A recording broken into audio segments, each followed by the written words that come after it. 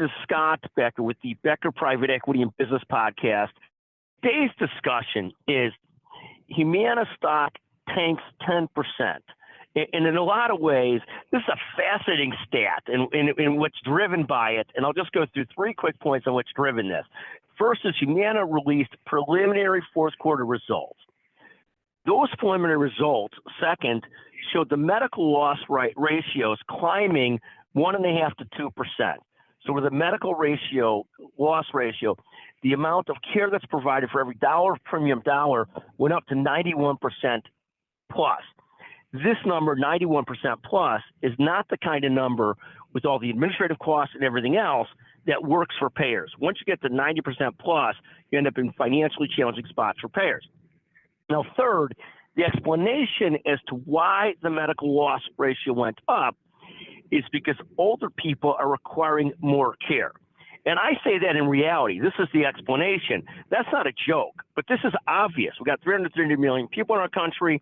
The population is aging. Those older people require more care. The concept of common sense that older people are going to require more care and it's going to drive medical loss ratios is the least shocking thing of the day. It's like the old joke, who's buried in Grant's tomb? Well, it's Grant. Of course, older people are going to need more health care. Now what's happened, there's 2 big macro trends at work here. First, during the pandemic, older people might have needed more care. Everybody might have needed more care, but so much care was delayed and not provided that the big payers cleaned up financially. And that's not because they did something right. That's because medical loss ratios fell because procedures and testing and preventive stuff couldn't be done. But sooner you have that boomerang where people actually need that care that was not provided during the pandemic. And now you're seeing that where payer results in 2023 were way worse than 2022.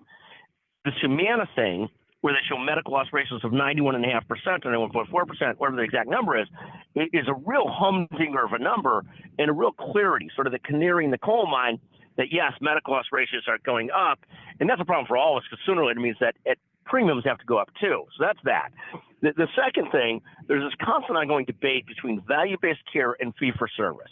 And the reality is, the real answer is, how do we get to greater efficiency in delivering care? And what you're seeing here is value-based care trickily worked incredibly well. When it wasn't really value-based care, it was rather care not provided, and thus insurers and anybody that was in the capitated business was crazily profitable during the pandemic.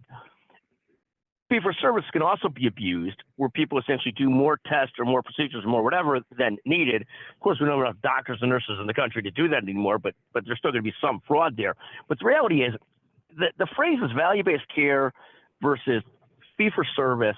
Instead of being a war over words, what we ought to really be thinking about is what's the best way to deliver care? What's efficient care? How do we deliver care right? As opposed to these big nomenclatures of value-based care versus fee-for-service, like one's ultimately bad, one's ultimately good. One's bad when people overdo procedures. One's bad when people underdo medical loss ratios. But the reality is we do need to find a way to be more efficient deliverers of care. Anyways, a fascinating story about Humana and their stock taking 12%. Thank you for listening to this version of the Becker's Healthcare Podcast and the Becker Private Equity Podcast.